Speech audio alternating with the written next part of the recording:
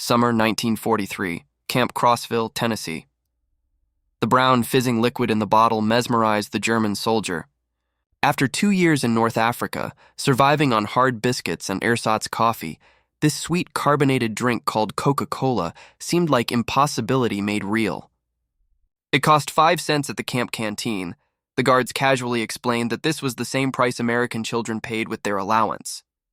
Across American prison camps that summer, 371,683 German POWs confronted a reality that contradicted everything Nazi propaganda had taught them about American weakness. They discovered a nation where ice cream was a routine dessert, soft drinks were everyday beverages, and candy bars were so plentiful that guards sometimes gave them away for free. These simple foods, treats most, German children had never even tasted, worked to dismantle Nazi ideology more effectively than any propaganda campaign. The mathematics of abundance were written in sugar and carbonation, in chocolate and ice cream, revealing an American industrial capacity that made German deprivation appear not like noble sacrifice, but needless suffering.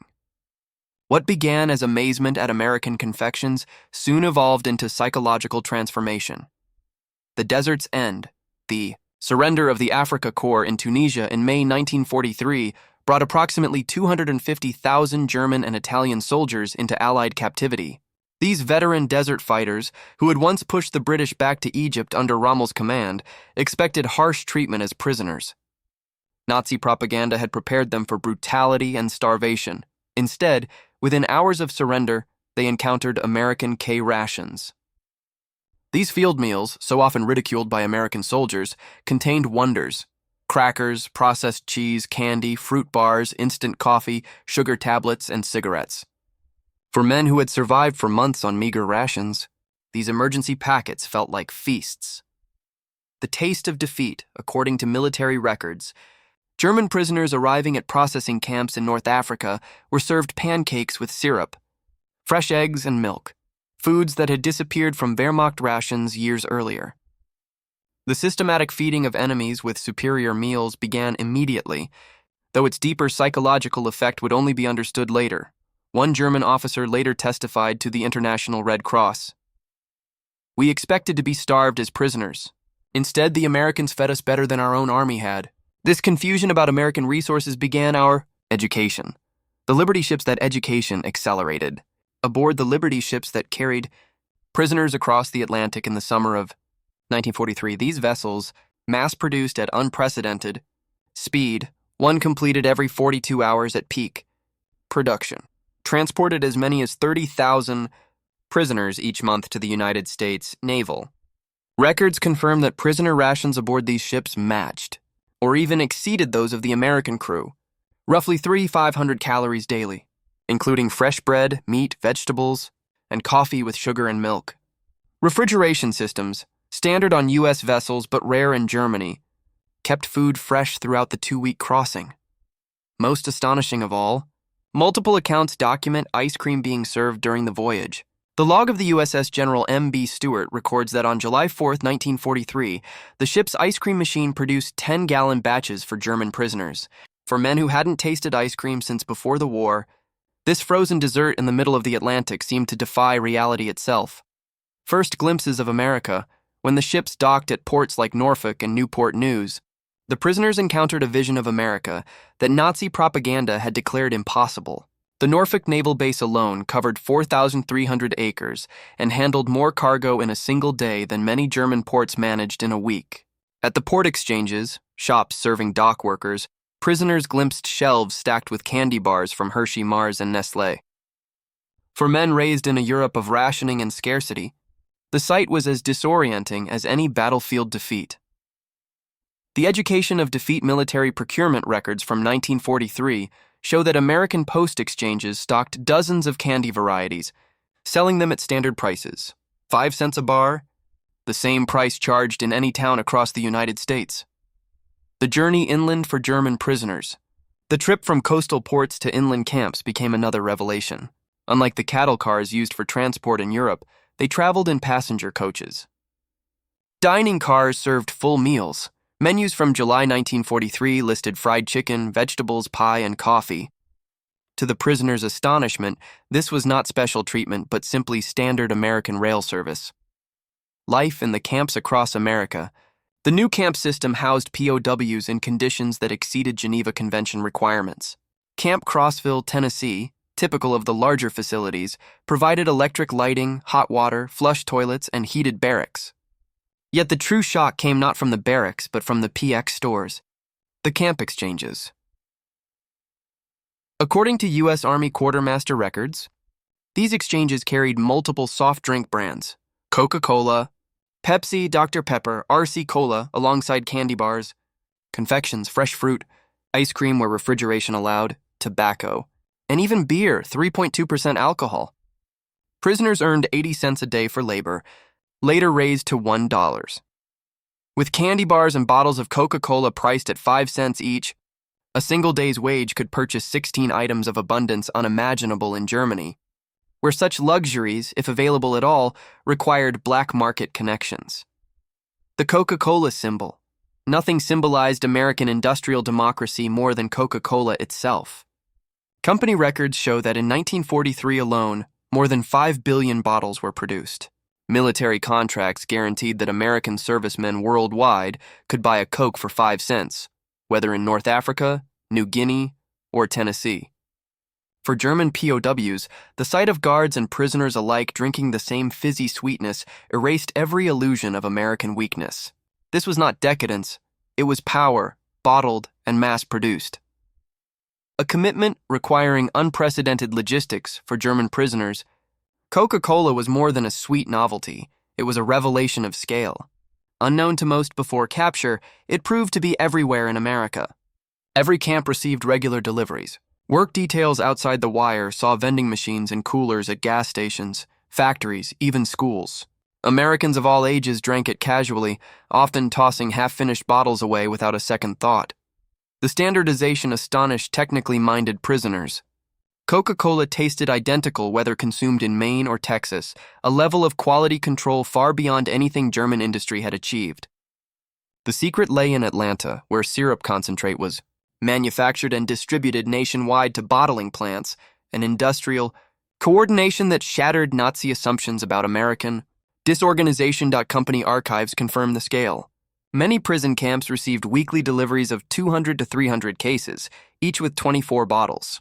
At Camp Hearn, Texas alone, consumption averaged 7,000 bottles per week during the summer of 1943. Ice cream, luxury made routine. If Coca-Cola was bewildering, ice cream seemed downright impossible. Most Germans hadn't tasted it since before the war, when rationing stripped such luxuries from civilian life. Yet U.S. Army records confirm that camps with adequate refrigeration served it regularly. During summer months, the military considered ice cream essential for morale, so essential that the Navy commissioned specialized ice cream barges to serve the Pacific Fleet. At Camp Shelby, Mississippi, the 4th of July celebration in 1943 featured ice cream made on site. Prisoners watched in disbelief as hand-cranked freezers turned out gallons from ice, salt, cream, sugar, and flavorings. The casual use of scarce resources stunned them. Ice in July, cream and sugar devoted to entertainment food, these choices demonstrated priorities beyond German comprehension. By 1944, many camps even had electric ice cream makers, mechanizing what for German civilians had become a distant childhood memory. The variety of abundance, even in captivity. German prisoners encountered ice cream in forms and flavors that exceeded anything they had known before the war. Chocolate, vanilla, strawberry, butter pecan. The range matched or surpassed the offerings of pre-war German ice cream parlors.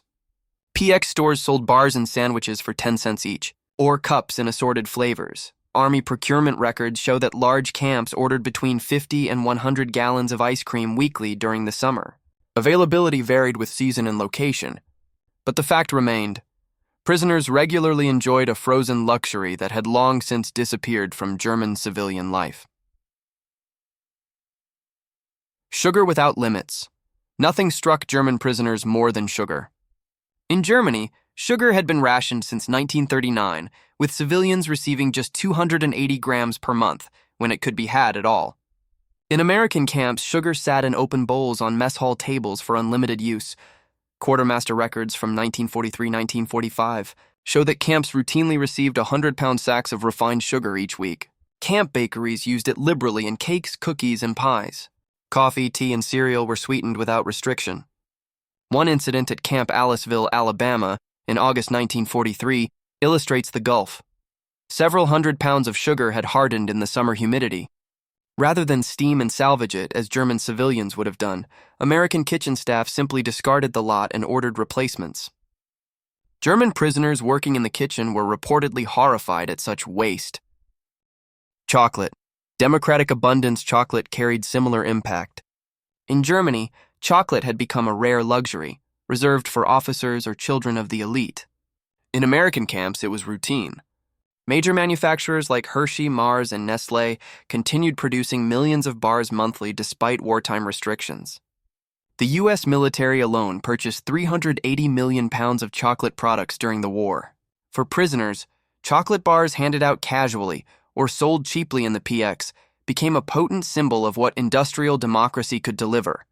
Not privilege for the few, but abundance for the many. Chocolate as commonplace camp exchanges stocked a wide range of chocolate. Standard Hershey bars, military D rations, emergency chocolate, and a variety of branded candy bars. Prices ranged from 5 to 10 cents, affordable even on prisoner wages. What struck German captives most was not just the availability, but the casual American attitude. Americans didn't treat chocolate as a rare luxury. They had preferences among brands, casually choosing one bar over another. Monthly Red Cross parcels reinforced this impression. Standard packages included chocolate or candy bars, 2 tins of instant coffee, processed cheese, crackers, canned meat, cigarettes, and soap. These parcels, routine supplements, provided luxuries that far exceeded what German civilians were receiving as basic rations at the time. A holiday lesson in abundance, Thanksgiving. 1943 introduced German prisoners to an American holiday they had never known. What amazed them wasn't the tradition itself, but the scale of its observance. Army records confirm that every prisoner camp, along with millions of American servicemen worldwide, was served the same meal: roast turkey with stuffing, mashed potatoes and gravy, sweet potatoes, cranberry sauce, vegetables, pumpkin pie, coffee, and milk. To German prisoners, the logistical feat was staggering. Coordinating turkey dinners for more than 425,000 POWs and millions of troops underscored an industrial and organizational capacity beyond anything Germany could imagine. Equally striking was the principle: prisoners ate the same meal as American soldiers. This equality of treatment undercut Nazi racial ideology and demonstrated a democratic abundance that was both material and moral. Christmas generosity. Christmas that followed brought another surprise, this time from American civilians. Across the country, church groups, civic organizations, and ordinary citizens sent packages to German prisoners. The American Friends Service Committee alone distributed 50,000 Christmas parcels, typically filled with homemade cookies, candy, toiletries, books, games, cigarettes, and writing supplies. Local communities often added their own contributions. In Tonkawa, Oklahoma, townspeople delivered fresh-baked goods directly to prisoners at Camp Tonkawa. At Camp Hearn in Texas, church groups brought Christmas cookies and candy. For men who had been taught to expect cruelty and neglect, such gestures of generosity from their enemy were deeply disorienting. Strength. Through mercy, the kindness of American civilians toward enemy prisoners struck at the very core of Nazi ideology. Even with loved ones fighting overseas, Americans showed charity rather than vengeance. This quiet mercy conveyed strength in a way brutality never could. Labor beyond the wire. As wartime labor shortages grew, German POWs increasingly worked outside the camps, giving them a direct view of American food production. By 1944, roughly 100,000 prisoners were employed in agriculture and food processing, where they witnessed abundance on a scale that defied their expectations. In Michigan orchards, they picked cherries destined not for basic rations, but for maraschino production, bright garnishes for ice cream sundaes. The sheer volume was staggering, single orchards producing tons of fruit for decoration. At canneries, prisoners were astonished by American quality standards. Perfectly edible produce was rejected for blemishes or irregular size. Del Monte records from 1944 reveal that nearly 15% of fruit was discarded from canning lines, often diverted to animal feed. For men used to scarcity, the idea of wasting food for cosmetic reasons was incomprehensible. Sugar beet processing in Colorado and Nebraska revealed another contrast: mechanization on a scale Germany had never achieved. Individual farms produced more sugar beets than entire German regions. Prisoners learned that U.S. sugar production, from cane and beets combined, reached about 7 million tons annually. The mountains of sugar explained the seemingly casual abundance of candy, desserts, and soft drinks they had already encountered in America. Food for children, not just soldiers. Even more striking were the school programs prisoners saw near work sites. Some observed children receiving hot lunches with milk, vegetables, and protein. While the National School Lunch Act would not be formalized until 1946, wartime pilot programs were already in place. The daily milk distribution particularly impressed German observers. To deliver fresh milk to thousands of schools every single day required organizational capacity Germany had never achieved, even for military supply. To the prisoners, it was a powerful symbol. In America, not only soldiers but children were guaranteed nutrition, everyday abundance, everywhere. Some American school cafeterias even offered ice cream for purchase. To German prisoners, the idea of children casually buying frozen desserts at school while their own children faced rationing and hunger was almost incomprehensible. Minimum security prisoners occasionally ate at local diners under guard, where they encountered the true meaning of democratic abundance. Small-town restaurants served menus that, in Germany, would have been reserved for elite establishments. Documented 1944 prices: hamburgers for 25 cents, Coca-Cola for 5 cents, a slice of pie for 15 cents, an ice cream sundae for 25 cents, and full dinner specials for 65 to 75 cents showed how accessible these luxuries were. What struck prisoners most was not just the food, but the equality. A factory worker and a bank president could sit side by side at the same counter, order the same meal, and be served by the same waitress at the same price. The mathematics of plenty as prisoners gained access to American newspapers and magazines. The numbers confirmed what they had already seen with their own eyes. Published production figures dwarfed anything Germany had ever achieved. Sugar, 7 million tons in 1944, chocolate and cocoa products, 380 million pounds purchased by the U.S. military alone. Coca-Cola, 5 billion bottles produced in 1943, ice cream, over 500 million gallons annually, milk, 119 billion pounds. By contrast, German production figures told the opposite story: sugar rationed, chocolate restricted to military use, soft drinks nearly non-existent, ice cream vanished entirely, milk heavily rationed. The most striking revelation for the prisoners was that these American numbers were not secrets. They were published openly in newspapers. While Germany guarded production statistics as state secrets, America flaunted its abundance with casual confidence. The message was unmistakable. U.S. wartime output exceeded Germany's peacetime peaks. From receiving to sending by late 1944, the psychological tables had turned. German prisoners in America were no longer the ones receiving parcels. They were sending them. Using their camp wages, they purchased American products to mail home: chocolate bars, instant coffee, canned goods. International Red Cross records confirm the scale of this reversal. During their captivity, German POWs in the U.S. sent approximately 11 million parcels to Germany, most containing food. For German families struggling with starvation, receiving packages of American abundance from relatives behind barbed wire was devastating to Nazi ideology. Freedom in Germany now meant hunger, while captivity in America meant the ability to provide. Rationing, that wasn't even America's wartime rationing, revealed the gulf between societies. Germans starved while Americans complained. U.S. sugar rations allowed 2 pounds per person monthly, more than triple the German allowance when available at all. Meat rationing provided 28 ounces per person weekly, more than Germans received in an entire month. The numbers told the story starkly. Office of Price Administration records show Americans still consumed 74 pounds of sugar per capita in 1944, despite rationing, 10 times higher than German consumption.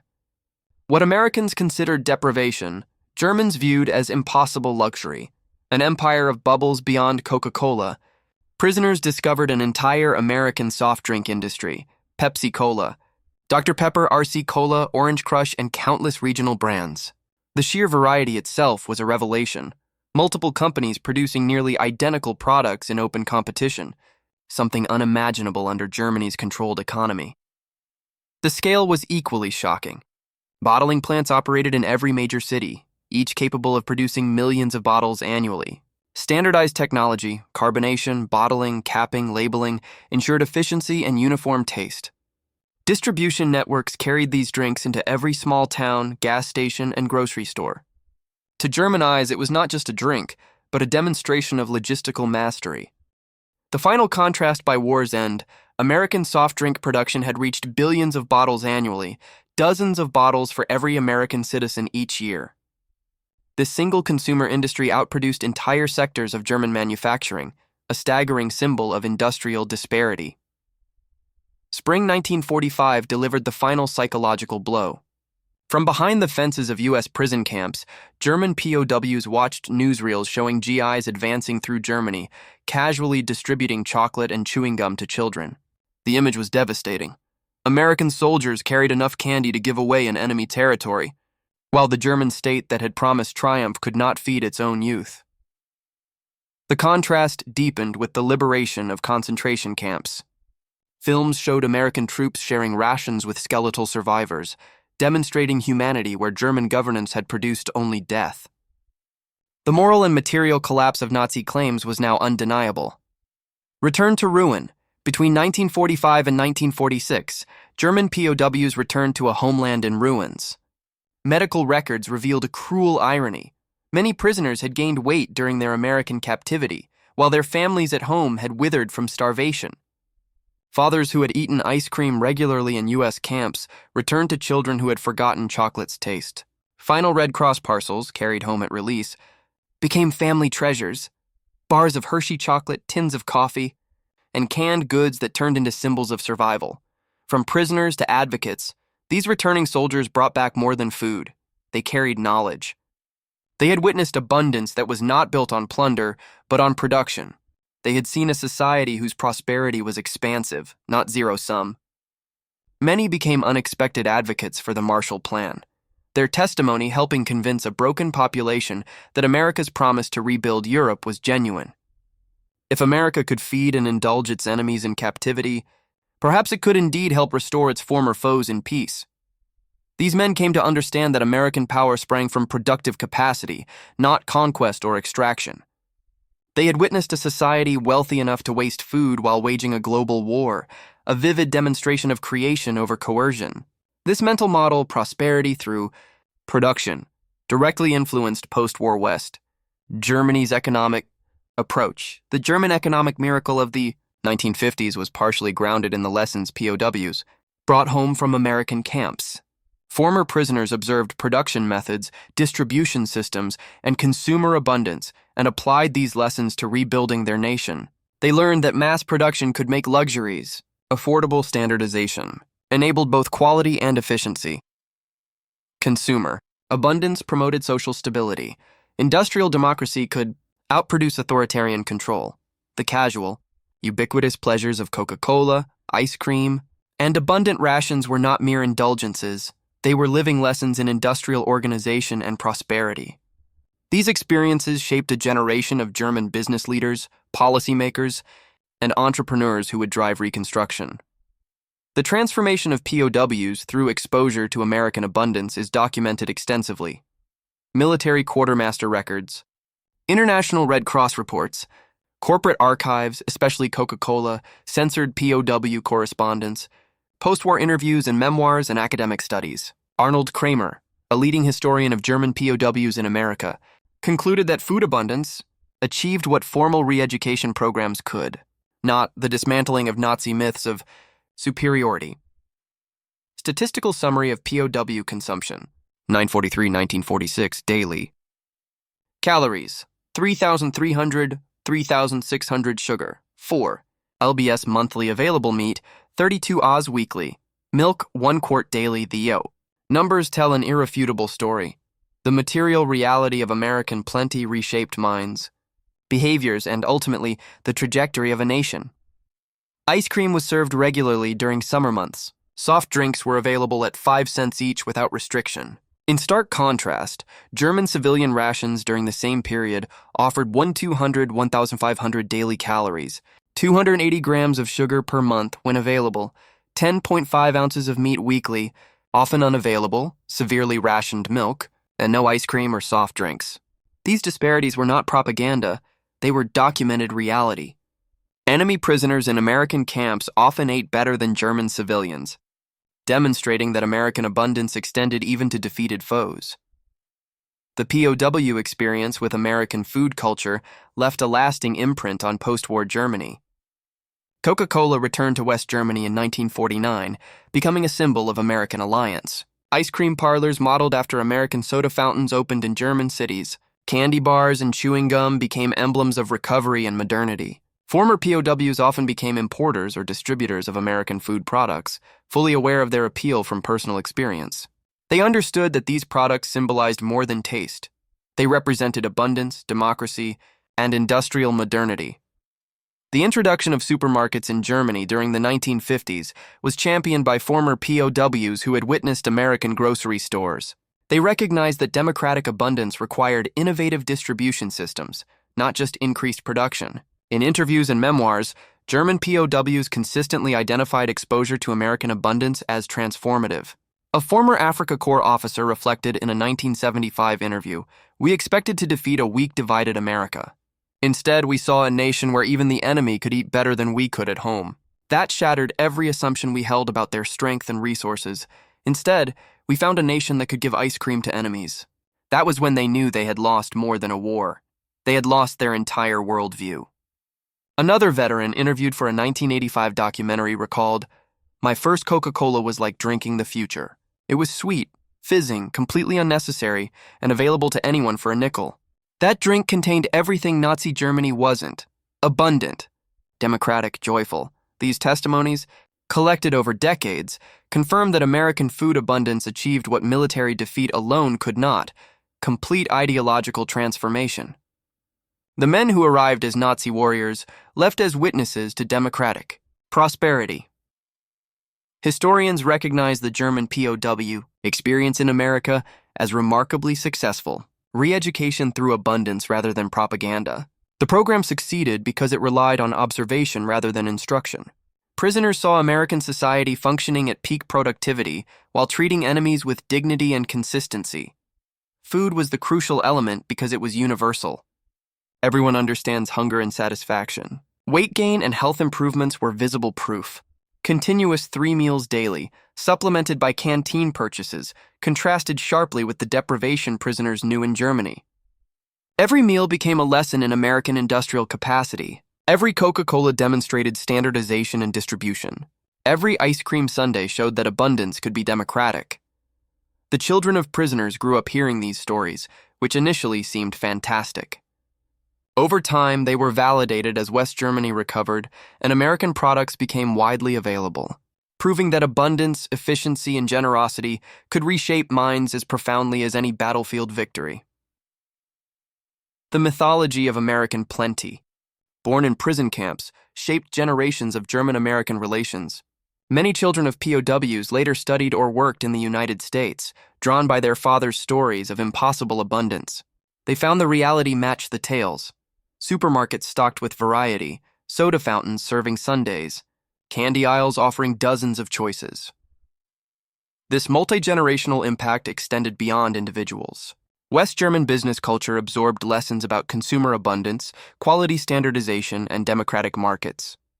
The economic miracle wasn't just about production, it was about creating abundance for ordinary citizens. Today, McDonald's operates over 1,400 restaurants in Germany. Coca-Cola is ubiquitous. Ice cream is ordinary. The transformation from scarcity to abundance, initiated in American prison camps, is complete. Yet the historical lesson remains powerful. Ideological transformation through abundance rather than deprivation. Kindness rather than cruelty. Demonstration rather than propaganda. The German POWs who could not believe that ice cream and Coca-Cola existed in American prison camps witnessed democracy's ultimate weapon, the ability to create such abundance that it could be casually shared with enemies. The story of German POWs and American food. Abundance represents history's most unusual victory. A war won through generosity, an ideology defeated by ice cream, a worldview shattered by soft drinks. These men experienced transformation not through punishment, but through plenty. They arrived believing in German superiority and American weakness. They left understanding that American strength came from productive capacity so vast it could waste resources without concern, a demonstration of abundance as power and generosity as strategy. The society that could give Coca-Cola to prisoners for 5 cents possessed a power beyond military might. The ice cream sundae, with its layers of ice cream, syrup, whipped cream, nuts, and cherry, became a metaphor for American abundance. Each component alone exceeded German dreams. Combined, they represented impossible luxury made routine. That enemies could order seconds, while German children faced hunger, revealed the totality of Nazi failure. Former POWs often recalled specific moments of revelation: the first fizz of a Coca-Cola, the first spoonful of ice cream, the first bite of a Hershey bar. These sensory memories carried more power than any argument. They had tasted democracy, and it was sweet. The transformation was complete and irrevocable. Men who had marched for the Third Reich returned as apostles of abundance, carrying the revolutionary message that prosperity came from freedom, not conquest. They had learned that America's secret weapon was not military might, but the ability to give ice cream to enemies. In the end, the bottles of Coca-Cola and dishes of ice cream served in American prison camps achieved what armies could only attempt: the complete transformation of enemy hearts and minds. The German POWs, who could scarcely believe such abundance existed, became its greatest witnesses, carrying home the truth that democracy tasted like chocolate and freedom fizzed like carbonation. Their story reminds us that sometimes the greatest victories are won not through destruction, but through demonstration, not through taking, but through giving, not through hatred, but through the simple act of serving ice cream to enemies on a hot summer day. The men who experienced American abundance as prisoners became freedom's most unlikely ambassadors, transformed forever by the impossible reality of Coca-Cola and ice cream in American prison camps.